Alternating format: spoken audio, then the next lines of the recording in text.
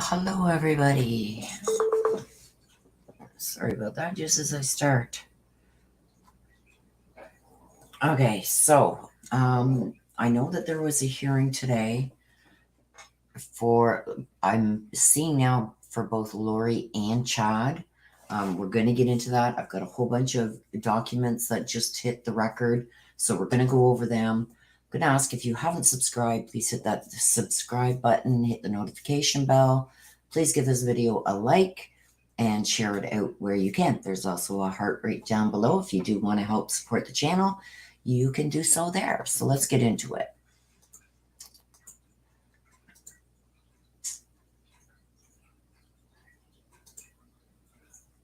Okay, let me go bigger here so you guys can see this.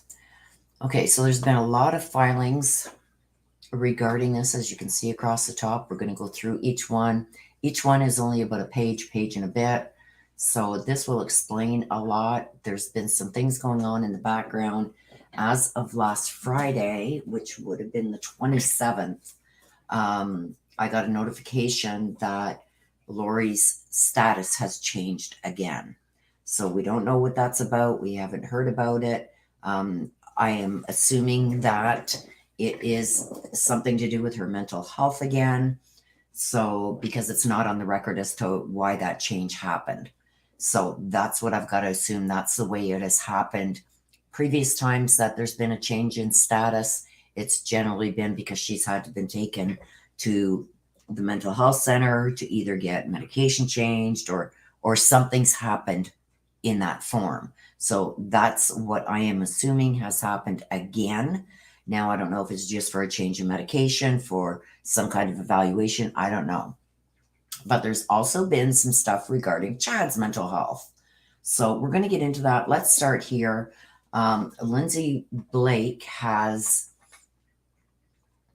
entered into the court a subpoena, and this is against the Church of Jesus Christ of Latter-day Saints. Attention, Joseph Osman. And it says you are commanded to appear before the district judge of the district court of the 7th Judicial District in and for the county of Fremont, state of Idaho, on Thursday, February 9th at 9 a.m. Now, we know what's happening on February 9th at 9 a.m. That's going to be where they go over these motions. Lori has asked that her charges be dismissed. Chad Daybell's side, they want the case severed. There's a bunch of motions that are going to be happening on January 9th. So we are going to be covering that. Okay. So in the district courtroom at the Fremont County Courthouse, 151, they give the address. As a witness in the above entitled matter. So you see, this is for Lori Noreen Vallow. And to then and there answer such questions under oath concerning said matters as they may be asked by the prosecuting attorney.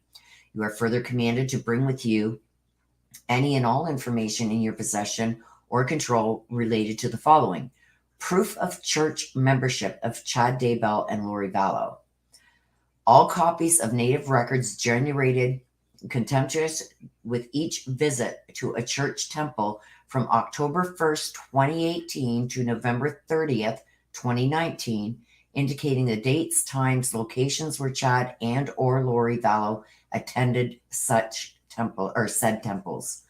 You may satisfy the subpoena prior to the Thursday, February 9th, 2023 at 9 a.m. court date by delivering copies of the above requested documents and records to Detective Ray Hermosillo. And this is his email. Said information is to be used in a criminal prosecution by the state of Idaho. This subpoena is continuing, and you are commanded to turn over copies of the documents to the said office as they become available. Okay, so there's the court seal. So next we have, I feel there's something going on with this church thing that is something big, but we're not allowed to hear about it yet because a lot of things have been sealed. So now this is John Pryor, and this is what I think is going to happen on the 9th. And this just solidifies it for me with this filing that John Pryor just filed, the declaration of Greg Hampikin. I don't know if that's how you say his last name, but anyway, he's we'll get into it. But anyway, I believe that he is going to be presenting this to the court beforehand, saying that look, we can't go forward on April 3rd. We want to sever the cases because the judge did say in the last hearing that if they can't be ready, then he's going to have to look into severing these cases because of the speedy trial violations that are happening with Lori. Okay. Now, I don't know what's going to happen there. A lot of this has been sealed. So if she had to go for another evaluation after she was arraigned, but was back in time to have her trial in October, but they put it out anyway, and then they put it to January 9th, and now they vacated that one and put it to April 3rd, and now John Pryor wants that vacated.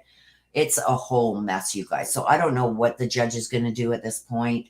I'm a little concerned that her rights have been violated, but I've seen a lot of people commenting on it that she again went back into treatment. Now, I know that there was a change in her status back in September, but she was back in time for her trial to start. So I don't know what's going to happen there.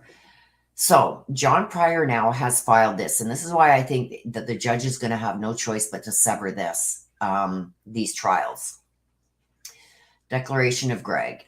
Okay, so Greg is a PhD, being first duly sworn, deposes and states as the following. I am currently a professor of biology and criminal justice at Boise State University. I have a PhD in genetics from the University of Connecticut and performed postdoctoral research at La Trobe University in Australia and the Worcester Foundation of Experimental Biology in Massachusetts. A true copy of my curriculum vitae is attached to this affidavit as Exhibit A. Currently, my research focuses on DNA analysts, including DNA database and population studies, forensic casework analysts, and forensic DNA technology development. He says, 2, I have been retained as a DNA expert for Chad Daybell through his attorney, John Pryor. 3, this affidavit concerns the state's proposed consumption of evidence for trace touch DNA testing of 2 distinct samples to be associated with this case. 4, I am concerned that since the state had very recently disclosed to the defense the existence of this information, that I will not have sufficient time to provide the analysts, review, and prepare an opinion as it relates to both of these samples.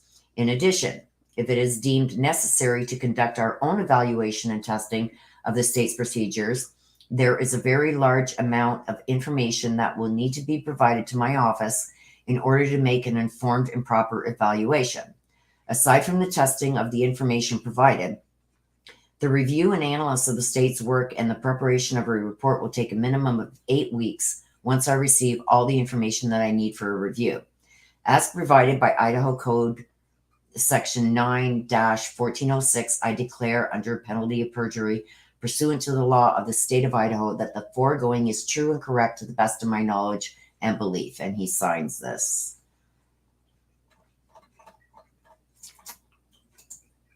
Okay. Hang on a sec, guys. Sorry. Okay, so now Lindsay Blake has filed. Now, regarding this here, you guys, I think it's the hair samples that they've recently come across that they may want to test on their own. I don't know.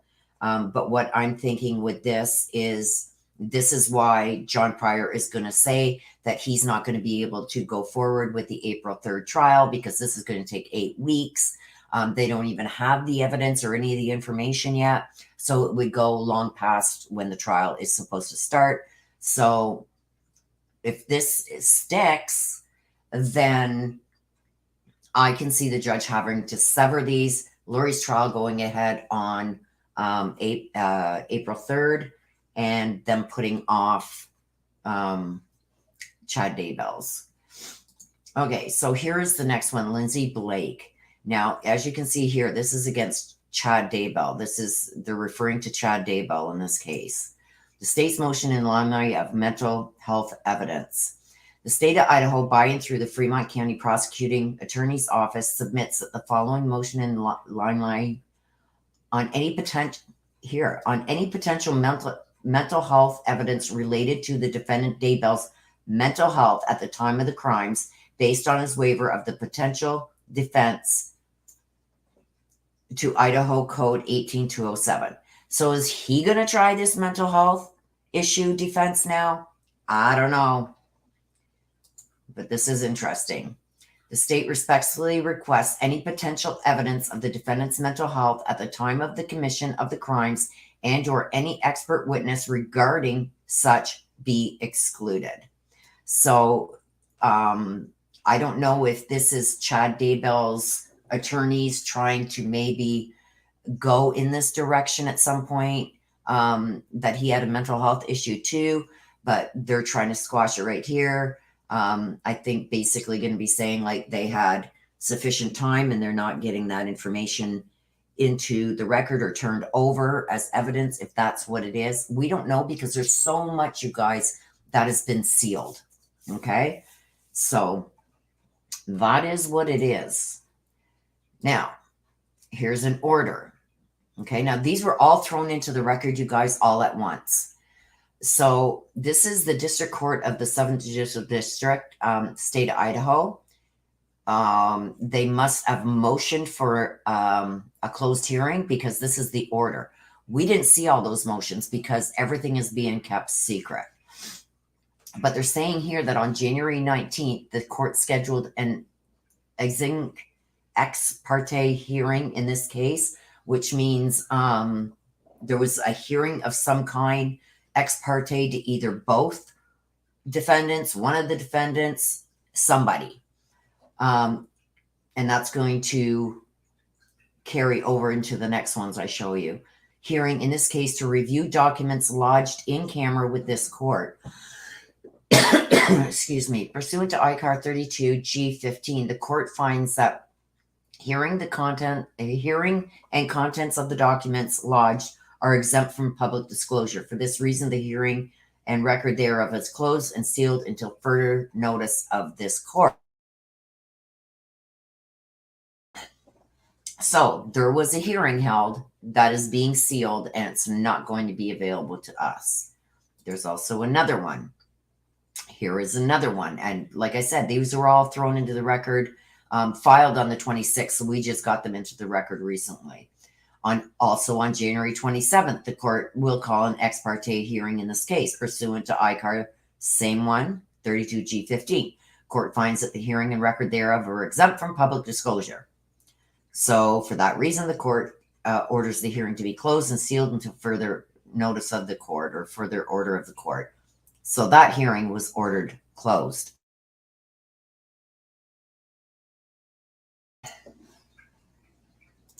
Here is the next one. Now, this is the one that is happening today. This was also filed on the 26th. We just got it into the record today. I knew there was a hearing because I was given notification of it, right? And I was wondering, how come nobody's talking about it? Well, here it is here. On January 31st, 2023, the court will call this case for a hearing regarding jury questionnaires to be used in selecting a jury for trial. Pursuant to ICAR 32G8, court finds that the hearing and the record, as well as the contents of the juror questionnaire, are exempt from disclosure. Accordingly, the hearing will be closed and sealed. So they're doing, it's going to be both sides and the prosecution, and they're going to be going over what questions they want in the questionnaire. So when they do start selecting a jury, there's going to be certain questions that they're going to want in there. Each side gets to, argue why they want certain questions or why they don't want certain questions, stuff like that. So they've sealed that and closed it to the public. Now, here is another one for the same thing. This one here was for Chad. This one here is for Lori. And here is today's review hearing. There's also a review hearing that is happening today at 10 a.m., which is long happened a couple hours ago, that they are having some kind of a review hearing also. And this is also closed to the public. So that's why we can't see anything here, you guys. There is the jury selection and there is also a review hearing. So I believe that the review hearing has probably been thrown in there for whatever reason. I'm sure there's going to be also things that are discussed today in this hearing that has happened because of a change of status also with Lori. As you can see here, there's things here with Chad Daybell too. I don't know if it goes back to this mental health thing that Chad maybe brought up. We don't know because so much of this is sealed and we can't see it. But to see this, that it's closed today for Chad too. They could be bringing up mental health issues as well as the jury selection. And also for Lori here, some kind of a review hearing. And I believe, and I'm only guessing, you guys, that this has to do with her status change that happened on Friday, the 27th of January. So I don't know if there's something going on there, if she's back in hospital, if they've just had to, you know, send her over there to adjust her meds again. I don't know what it is because they're keeping a lot of stuff from us. So that's what we got right now, you guys. Anything else pops up, I'm going to let you guys know. There's also some other documents in the Letitia Stout case.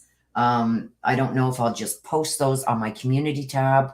So make sure you check the community tab too. I don't know really how much is there. If it's just something simple that I can post, then I will just do that instead of having to jump on and go live here. Well, not live for you guys. I'm just recording this, but